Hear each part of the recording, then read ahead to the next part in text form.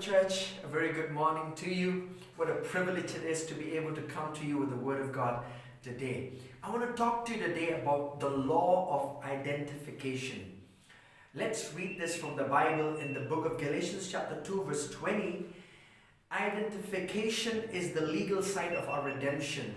Identification is the legal side of our redemption, which means whatever happened to Jesus happened to us.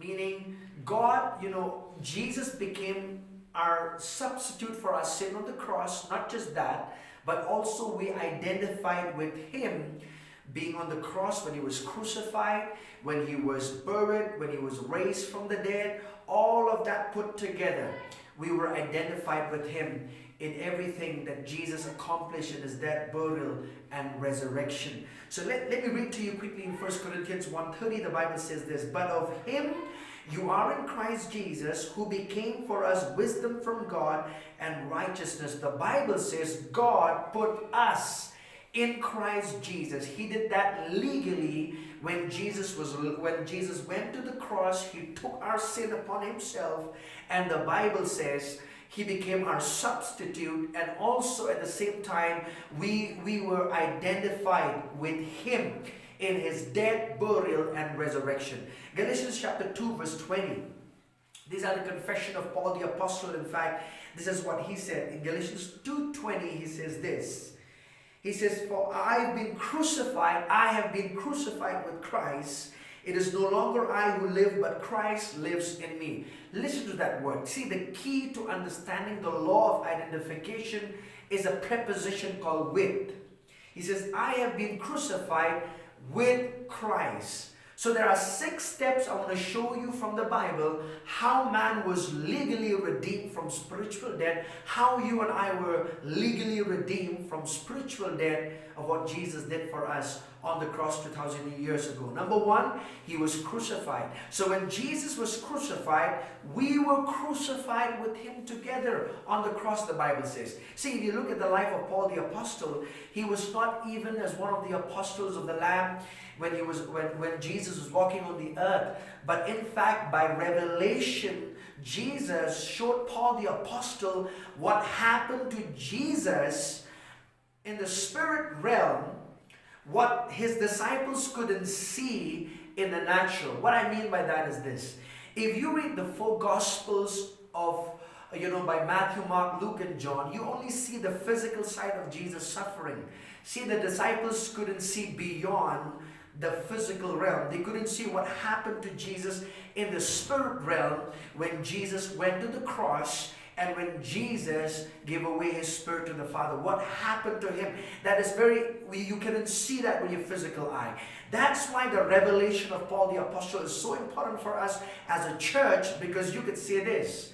The Gospels are the photographs of the life of Jesus, of the death, burial, and resurrection of Jesus, but the epistles are the x-rays of what really happened to Jesus in His death, burial, and resurrection. For what happened to Him happened to us. In the mind of God, when Jesus went to the cross, He did not just go all by Himself there. We were with Him, the Bible says. So Galatians chapter 2 verse 20, let me read to you another one. Look at Romans chapter 6 verse 6, real quick.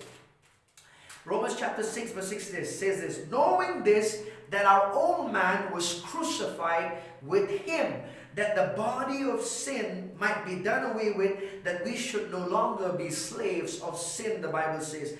Knowing this, that our old man was crucified. Who is that old man? That old man is that old man of sin, that Adamic nature of sin that was in us. Because of Adam's sin, we had that nature of sin in us. And the Bible says when Jesus went to the cross, we were identified with Him. We were crucified with Him.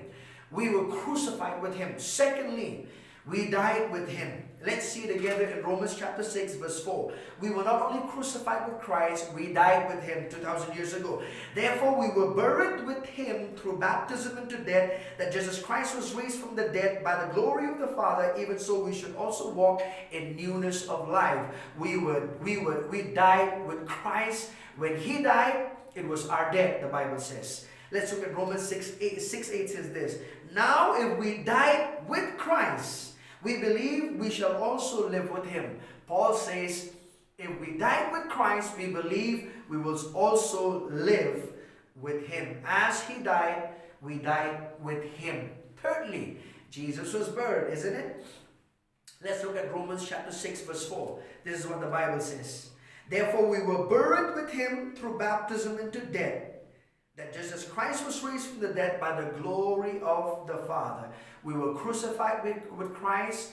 We died with Christ. We were buried with him, the Bible says. And secondly, what happened to Jesus? See, the moment Jesus said it is finished on the cross, something happened in the unseen realm, in the realm of the Spirit, where the Spirit of Jesus left his body, and his spirit and soul left his body and went into the lowest pit of the earth, in hell, the Bible says. He had to suffer for the sins of humanity, because every person, you should know this. See, when Jesus took our sin on the cross, he was made sin with our sin. That's why he had to go to hell, to suffer, because he took our sin on that cross 2,000 years ago. That's why we didn't need to go to hell anymore, because Jesus went for us. So if you believe in him, if you believe in what Jesus has done for you, you don't have to suffer the pains of hell anymore, because Jesus went to hell on your behalf 2,000 years ago. He was made alive. Let me read this to you. In Ephesians chapter 2 verse 6, real quick. Ephesians chapter 2 verse 6 says this. Chapter 2 verse 6 says this. Let me read to you from verse 4. But God, who is rich in mercy, because of his great love with which he loved us, even when we were dead in trespasses, made us alive together with Christ. We were made alive together with Christ. When was Jesus made alive? Listen to this. When the claims of justice were satisfied, when God saw that Jesus suffered for the sin of humanity on the cross, and when he saw his spirit went to hell, the Bible says he was satisfied. And because Jesus was made sin with our sin, he did not have no sin in him. The Bible says when the claims of justice was satisfied, when God was satisfied, when he saw the spirit and the soul of Jesus suffered for humanity in hell, the Bible says God, by the Spirit of God, made Jesus alive in the Spirit. That's why Jesus is called, he is the firstborn from the dead. What does that mean? Jesus is the first person who was made alive in hell, in his spirit. He is the first man who became born again. And because Jesus was born again in hell, that means that experience is made available to every humanity who believes in Jesus Christ. He was made alive in hell. You were made alive in hell, glory to God, 2,000 years ago. In the mind of God, that's what God thinks. In the mind of God, it is something that is accomplished, you see. And when you believe in him, you experience what really happened to Jesus 2,000 years ago. You see, what Jesus did 2,000 years ago, for some people, we call it a history, but I'll tell you this. It could become as real as it is, because the message is as real as the event that happened 2,000 years ago. That's why the message of what Jesus did on the cross and what he accomplished in his death, burial, and resurrection is as powerful as the event that took place 2,000 years ago in history, ladies and gentlemen. So let me read to you. He was buried, made alive, and he was raised from the dead, the Bible says. Let me read. And raised us up together and made us sit together in the heavenly places in Christ Jesus. So we were made alive, we were raised together with him, and where Jesus is seated, we are seated with him in the heavenly places, far above all principalities, power, might, and dominion. And I want you to think on these 6 things. Firstly, we were crucified with him, we died with him, we were buried with him, we were made alive with him, we were raised with him, we are seated with him in the heavenly places. So know your place of authority. Know that you are seated at the right hand of the Father in Christ Jesus. God bless you abundantly.